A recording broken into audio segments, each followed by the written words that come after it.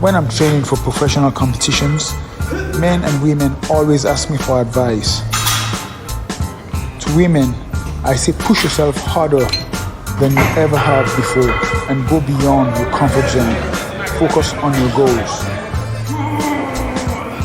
Men, if I am willing to push myself to become Mr. Olympia in 2022, then I only have one thing to say to you.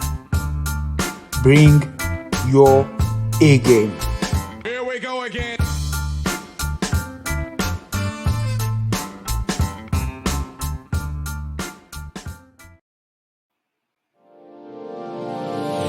Hey all my Crimsonites, and welcome to the Crimson Cure channel, where we embrace our femininity, increase our womanly values, and celebrate our brothers. So join me on our feminine journey to learn, heal, and grow.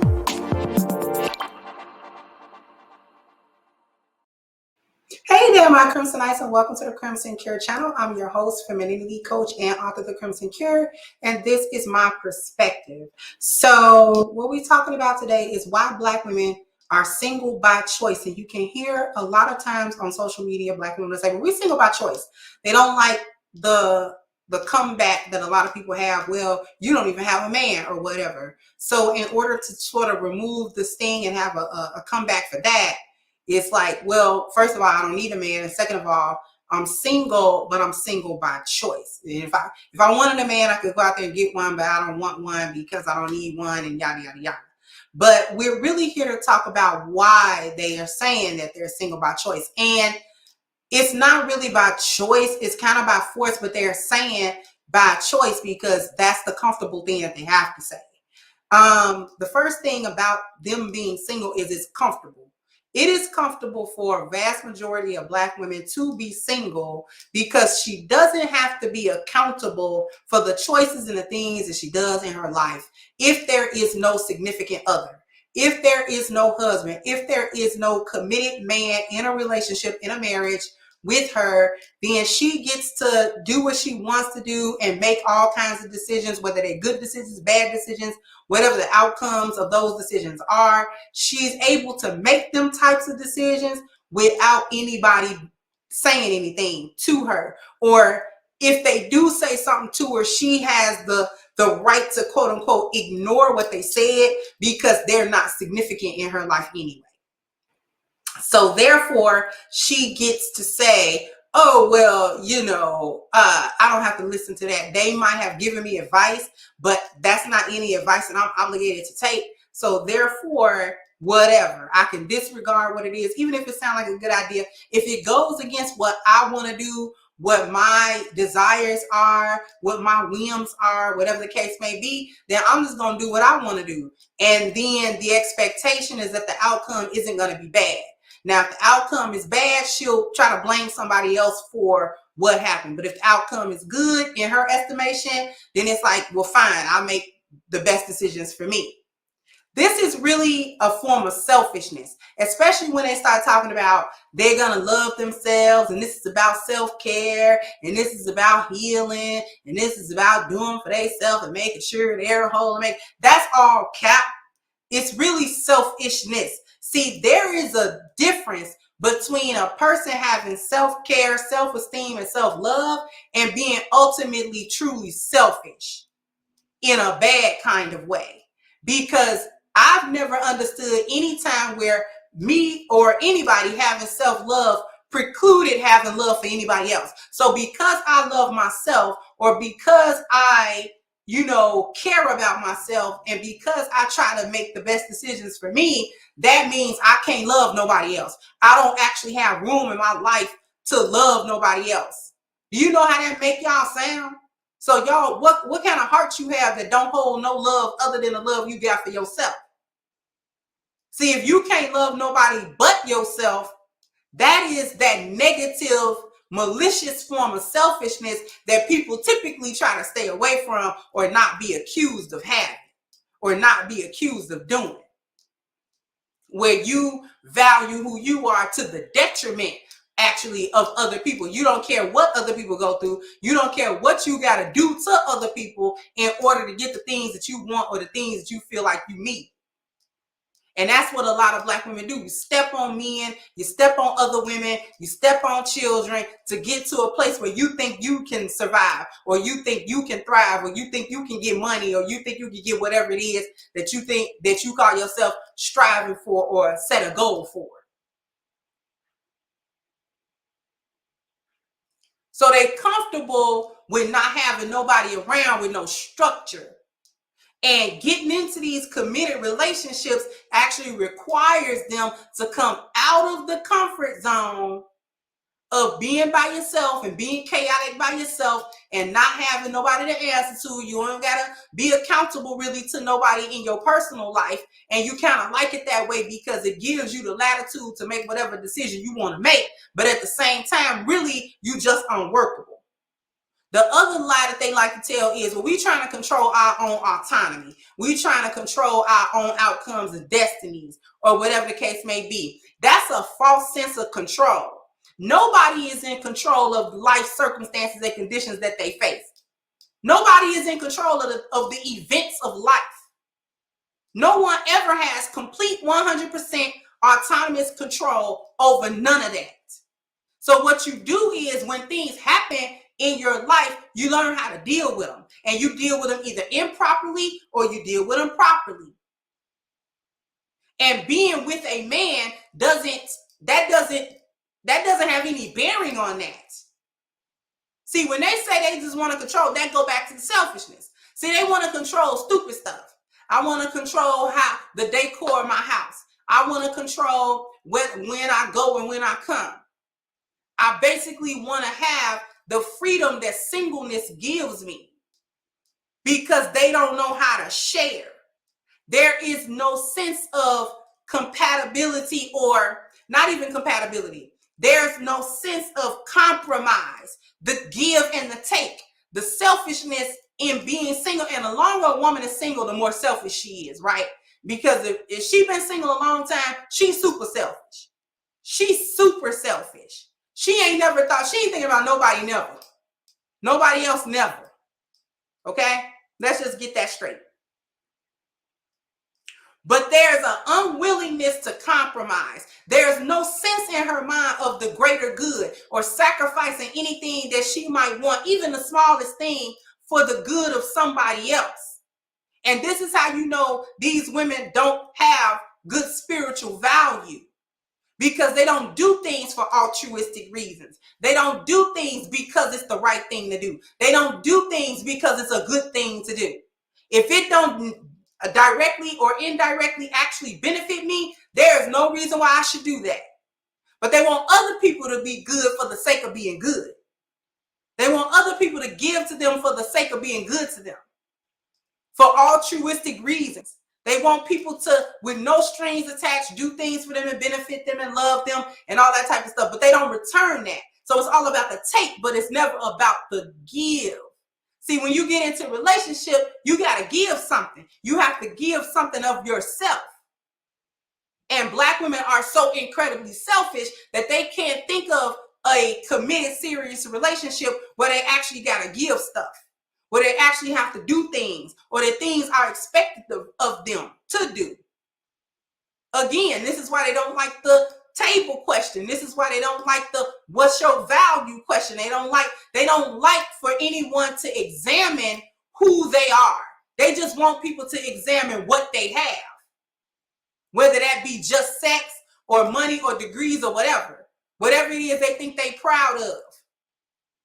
But they don't never want nobody to examine who they are. And when you are in a marriage, that other person finds out who you are. You can't hide it. You can't hide behind whatever accolades you think you've achieved in life. They get to see who you really are. Okay? This is why she's single, quote unquote, by choice. Because she want to do what she want to do without no structure, without nothing, without anything that restricts her at all.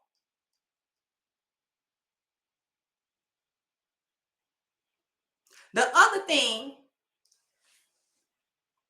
is that the sense of compromise is really only directed to men. Because these very same women that choose their careers and choose all this other stuff above a relationship are actually entering into relationships the same with the same dynamics that they would enter into a romantic relationship, even in a work relationship. If you work for a company, you are compromising. You are interdependent. You never go to work and tell your boss, you know, y'all hire me, but I don't need this job. You know, I don't need you, right? You know, I don't need nothing. You know, I can do this by myself. You go in and you're interdependent. You compromise. You go in and do your job. The deal is that you go in and do the job you got hired for, and you try to do it to the best of your ability, and then you get paid at the end of a pay period for that job. That's the deal. You go in and you do your job for 40, 60, 50 hours a week, whatever the case may be. And then at the end of that pay period, you expect the paycheck to be deposited into your account. No exceptions. But you know that if you don't uphold your end of the bargain, there will be no paycheck.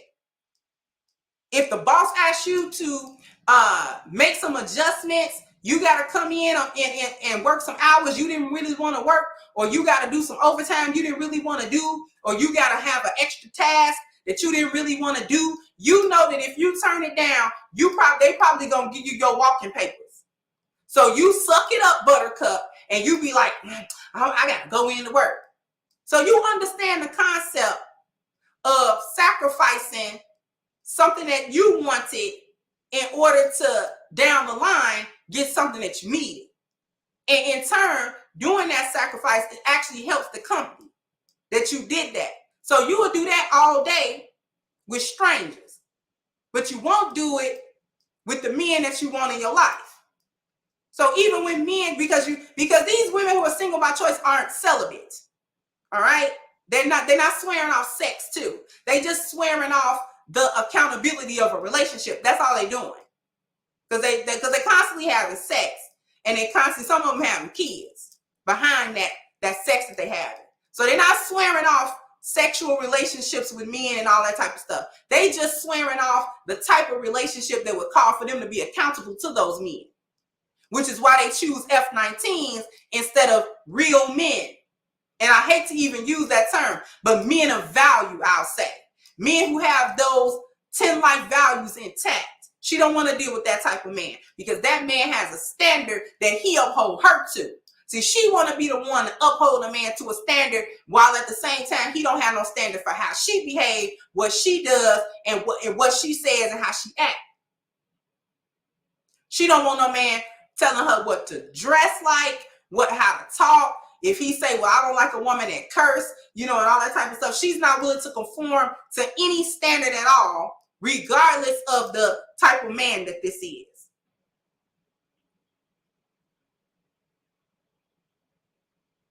Okay? So she'll go submit to the structures of work and the structures of the environment, the structures of the institution, but she will not do this in order to have the structure of a family unit that is functional and intact. She refuses to do so. So basically, Black women gotta be single because she doesn't have what it takes to build with a man, any kind of man that has a value system in place that is the 10 life values and not the lost value system. She actually don't have what it takes inside of her. She's not a valuable woman. She may be a woman that make a few dollars and here and this and that, but she's not really a valuable woman because she has ignored her internal value. She has ignored her spiritual value, her health value, her family value, her appearance value, and her dwelling value. She has ignored these things. So she actually, when it gets down to the brass tacks, she doesn't have what it takes. So basically, this become a sour grape situation. I can't have the relationship, so I'm just going to tell myself I'm happy without it, instead of making the adjustment and making the changes to actually get the outcome that I really want deep down. But I gotta be happy with being single, basically because feminism told me that I was a greater woman without a man. But the reality is, deep down, when the pillow get cold next to me, I was like a man right there. Instead, it's empty. The other side of the bed empty. I got my laptop on that side of the bed. You see what I'm saying? So she got to make peace with the fact that can't nobody make peace with her. And she can't make peace with nobody. A man can't live with her because he won't be able to take it. Because she has no compromise. Because she makes no sacrifices. Because she makes no investment. And she doesn't have any intention to do any of them things. Everything got to be just so. Everything got to go her way. And when they don't, she's out of there.